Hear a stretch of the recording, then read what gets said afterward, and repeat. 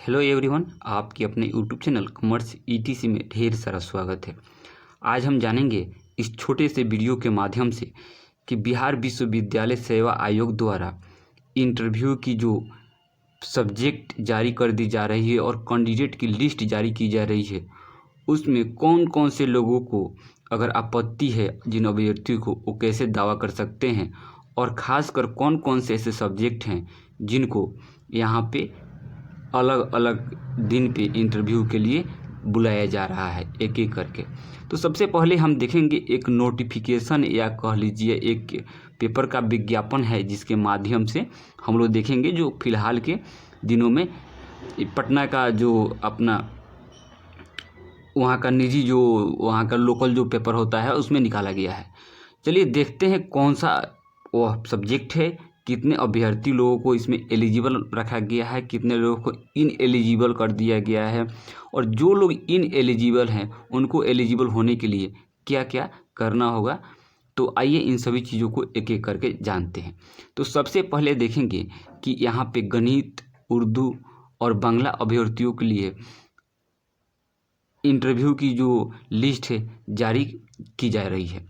और इसमें क्या है कि जो लोग मतलब एलिजिबल नहीं है, एलिजिबल है तो उनके लिए यहाँ पे बताया गया है कौन कौन से डॉक्यूमेंट उनको यहाँ पे 15/5 यानी 15 मई से पहले अपलोड करने हैं। तो उनका फिर यहाँ पे एक्सेप्ट कर लिया जाएगा एप्लीकेशन और एलिजिबल कर लिया जाएगा, फिर उनको आगे की प्रोसेस के लिए बुलाया जाएगा। तो देखते हैं इस नोटिफिकेशन में और क्या क्या इन्फॉर्मेशन लिखे हुए हैं जो एक अभ्यर्थी को जानने के लिए बहुत ज़रूरी होता है, ताकि उनका जो सपना है पूरा हो। इस एक एक प्रोसेस को पूरा करते हुए आगे बढ़ें और अपने सपने को नए आयाम दें। चलिए अब पूरा नोटिफिकेशन जो पेपर में दिया गया है, नोटिफिकेशन कर लीजिए या न्यूज पेपर के कटिंग के माध्यम से देख लीजिए, उसको हम जानेंगे। तो देखिए सबसे पहला जो लिखा गया है इसमें कि विश्वविद्यालय सेवा आयोग गणित, उर्दू और बांग्ला विषय में सहायक प्राध्यापक पद पर नियुक्ति के लिए आवेदन की समीक्षा की गई। इसमें बांग्ला, गणित और उर्दू, तो गणित में 1925 और उर्दू में 1143, बांग्ला में 355 आवेदन स्वीकृत किए गए हैं। अभ्यर्थी को इस संबंध में अगर कोई दावा आपत्ति करनी हो तो वो 15 मई तक आयोग के जो ऑफिशियल ईमेल आईडी है bsuse.edn22@gmail.com पर जाके कर सकते हैं। साथ ही आयोग ने साफ कर दिया है कि विज्ञापन में मानकों के प्रतिकूल किसी भी प्रकार के दावे का आपत्ति मान्य नहीं किए जाएंगे। साथ ही कहा गया है कि विज्ञापन में मानकों के प्रतिकूल दावा किसी भी प्रकार के दावा आपत्ति स्वीकार नहीं किया जाएगा। यानी कि आप इस नोटिफिकेशन या पेपर के कटिंग के माध्यम से आप समझ सकते हैं कि अगर आपका जो विज्ञापन में स्टैंडर्ड रखा गया था और उसके संदर्भ में आप करते हैं किसी प्रकार का दावा तो उसको स्वीकार कर लिया जाएगा, लेकिन उस स्टैंडर्ड से बाहर जाके किसी प्रकार का दावा करते हैं तो स्वीकार नहीं किया जाएगा।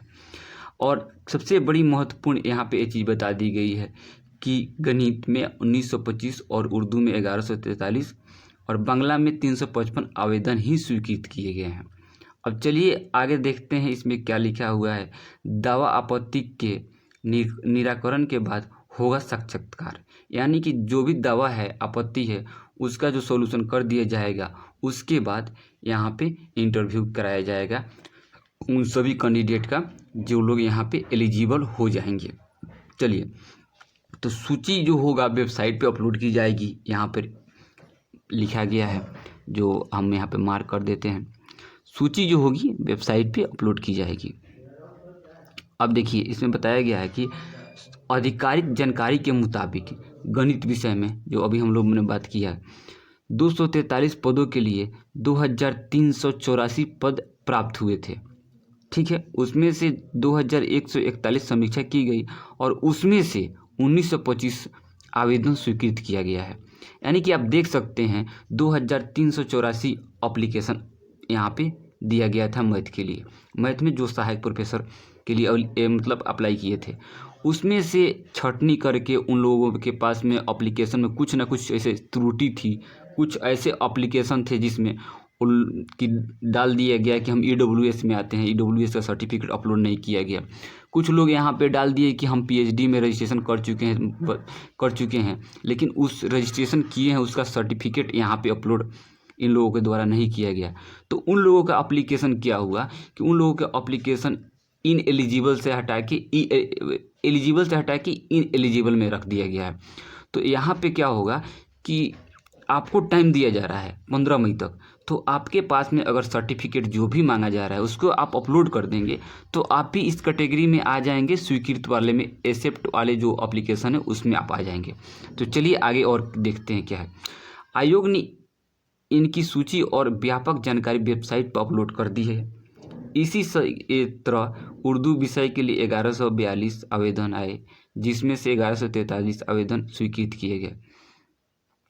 देखिए इसी तरह उर्दू विषय के लिए 1142 आवेदन आए, इसमें से 1143 स्वीकृत किए गए। इसमें के अलावा इसमें थोड़ा सा त्रुटि लग रहा है, ये जो भी पेपर का जो एडिटर है जहाँ से भी आया है, थोड़ा सा आप इसे यहाँ पे देखिए, थोड़ा सा समझने वाला चीज़ है।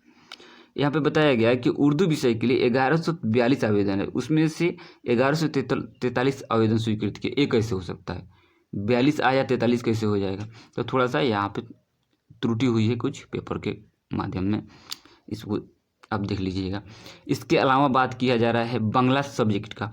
बांग्ला में क्या हुआ कि टोटल कुल 443 ऑनलाइन आवेदन किए गए, उसमें से मात्र 355 आवेदन ही स्वीकृत कर दिया गया है। और जो लोग को स्वीकृत नहीं किया गया है, जो लोग अभ्यर्थी देख रहे हैं इस वीडियो से आप यह सीख लें, जान लें, समझ लें कि आपका आवेदन स्वीकृत किया जाएगा, लेकिन 15 मई से पहले आपका जो भी सर्टिफिकेट यहाँ पे बताया जा रहा है आपको ज़रूर अपलोड करनी है, तभी आपका एप्लीकेशन एक्सेप्ट होगा। आप ये नहीं सोचिए कि हमारा एप्लीकेशन रिजेक्ट कर दिया गया तो उससे हम रिजेक्ट हो गए, नहीं। आपको यहाँ पे समय आयोग ने दिया है, आप यहाँ पे अपना जो भी सर्टिफिकेट है, जो भी जबकि बताया गया है, आप देखिए यहाँ पे समझ लेंगे।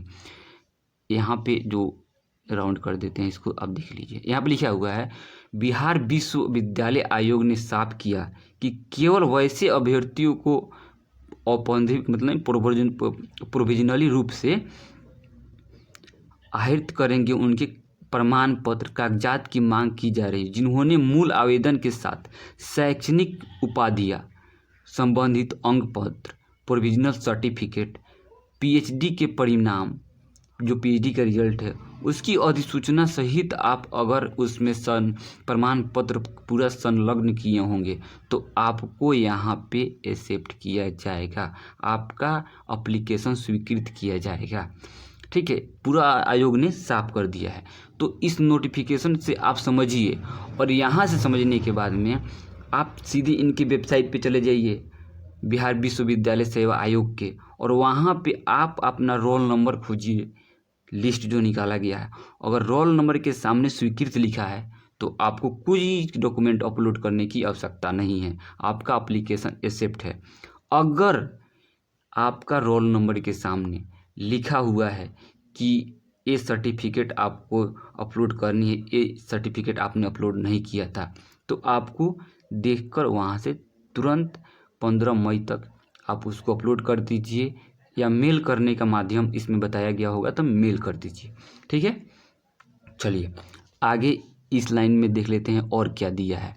इसमें बताया गया है कि इसके अलावा ऐसे अभ्यर्थी जिनका कंडिका 11 वर्णित प्रमाण पत्र या कागजात की प्रति ऑनलाइन आवेदन के साथ अपलोड की गई है, उनमें अपेक्षा की जाती है 15 मई तक मूल प्रमाण पत्र यानी अंतिम मूल प्रमाण पत्र उपलब्ध करा देंगे, और दावे जो भी होंगे, आपत्ति जो भी होंगे, उसका निराकरण यानी कि सॉल्यूशन करने के बाद में इंटरव्यू की डेट आ जाएगी। इंटरव्यू के लिए वो लोग चयनित हो जाएंगे। सूचना आयोग की वेबसाइट पर प्रकाशित की जाएगी। प्रमाण पत्रों के सत्यापन के बाद साक्षात्कार के लिए अंतिम रूप से चयनित अभ्यर्थी को ईमेल आईडी या पत्राचार के माध्यम से डाक की तरफ से भेजी जाएगी। देखिए कितना अच्छा बात यहाँ पे बताया गया, ये समझने वाला चीज़ है। आपको अगर सभी डॉक्यूमेंट आपका सही रहता है, आपका एप्लीकेशन एक्सेप्ट हो जाता है, जो लोग का एक्सेप्ट नहीं हुआ है तो आपको एक तो वेबसाइट विजिट करते रहना है, वेबसाइट पे वहाँ पे लिस्ट निकलेगा, वहाँ से आप देख लेंगे। और दूसरा आप ये करेंगे कि आप अपना ईमेल चेक करेंगे, ईमेल पर भी आपका इंटरव्यू की जो डेट होगी लिस्ट में जो आपका नाम होगा वो आ जाएगा आपका ईमेल आईडी पर। और तीसरा आपके घर जो पत्राचार यानी कि पोस्टल एड्रेस आप दिए होंगे, जो पोस्ट से आपका डॉक्यूमेंट घर पे आता होता होगा, डाक का जो एड्रेस दिए होंगे उस एड्रेस पर भी भेजी जाएगी। आयोग को आप सभी को इसलिए धन्यवाद देना चाहिए, इतने दिनों बाद तो इस पे केस से जो डिसीजन आया गया और डिसीजन आने के बाद में यह आयोग ने अपने अभ्यर्थियों तक पूरा इन्फॉर्मेशन पहुंचाने और उनके अंदर जो भी डॉक्यूमेंट नहीं है उसको पूरा करने का समय दिया गया है। अगर चाहती तो रिजेक्ट कर देती, लेकिन यहाँ पे आयोग ने थोड़ा सा हम सभी अभ्यर्थियों के लिए मर्जी की है। इसके लिए बहुत बहुत धन्यवाद देना होगा हम सभी को, बिहार विश्वविद्यालय सेवा आयोग को। चलिए हम मिलते हैं किसी अन्य वीडियो में ज्ञान विज्ञान और नए नॉलेज के साथ। तब तक के लिए धन्यवाद हमारे वीडियो को देखने के लिए, हमारे वीडियो पे समय देने के लिए। मिलते हैं फिर किसी अगले वीडियो में। धन्यवाद।